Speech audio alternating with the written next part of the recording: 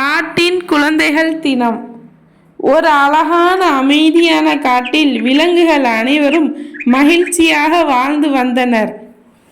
அங்கு சிங்கம்தான் காட்டின் ராஜா. அவன் எப்போதும் தன் குடிமக்களுக்கு நல்லது நினைப்பவன். ஒரு நாள் சிங்கராஜா, நம் காட்டிலும் குழந்தைகள் தினம் கொண்டாடணும், எல்லா விலங்குகளும் தங்கள் குட்டிகளுடன் மகிழட்டும் என்று நினைத்தான்.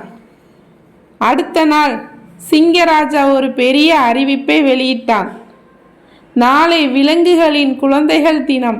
எல்லா அம்மாக்களும் தங்கள் குட்டிகளை அழகாக அலங்கரித்து கொண்டு வாருங்கள். மிகவும் அழகான குட்டிக்கு பரிசு வழங்கப்படும் என்று அறிவித்தான். அந்த செய்தி காட்டில் பரவியதும் எல்லா விலங்குகளும் உற்சாகத்தில் மிதந்தன. யானை, மான், முயல், கரடி என்ற எல்லா விலங்குகளும் தங்கள் குட்டிகளை அலங்கரிக்க தொடங்கின. அடுத்த நாள் காலை காடு முழுவதும் கலகலப்பாக இருந்தது. முயல் தன் குட்டிக்கு சிவப்பு ரிப்பன் போட்டது. மான் தன் குட்டிக்கு பூமாலை அணிவித்தது. யானை தன் குட்டியை மனம் வீசும் பூக்களால் அலங்கரித்தது. அனைவரும் தங்கள் குட்டிகளுடன் சிங்கராஜாவின் அரண்மனைக்கு சென்றனர். அங்கிருந்த எல்லா விலங்குகளும் ஒருவரின் குட்டிகளை மற்றொருவர் பாராட்டி கொண்டிருந்தனர்.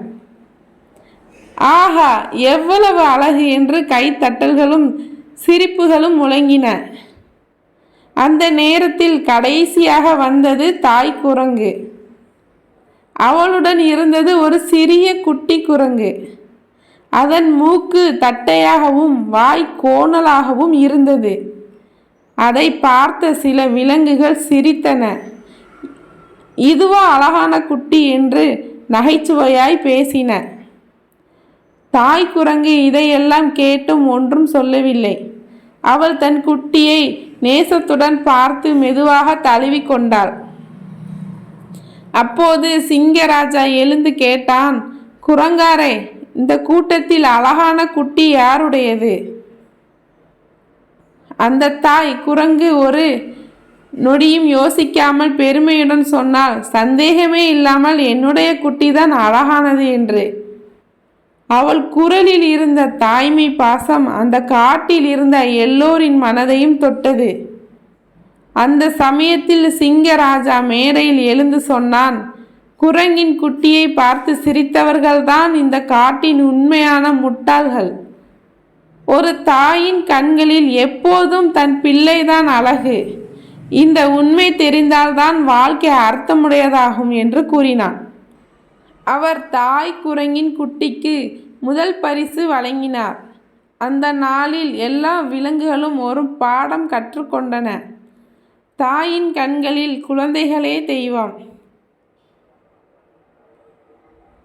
இதுதான் தாயின் கண்களில் குழந்தைதான் அழகு என்ற அழகான கதை. இந்த கதை உங்களுக்கு பிடித்திருந்தால் லைக் பண்ணுங்க, ஷேர் பண்ணுங்க, மறக்காம நம்ம சேனலை சப்ஸ்கிரைப் பண்ணுங்க. அடுத்த கதையில் சந்திப்போம்.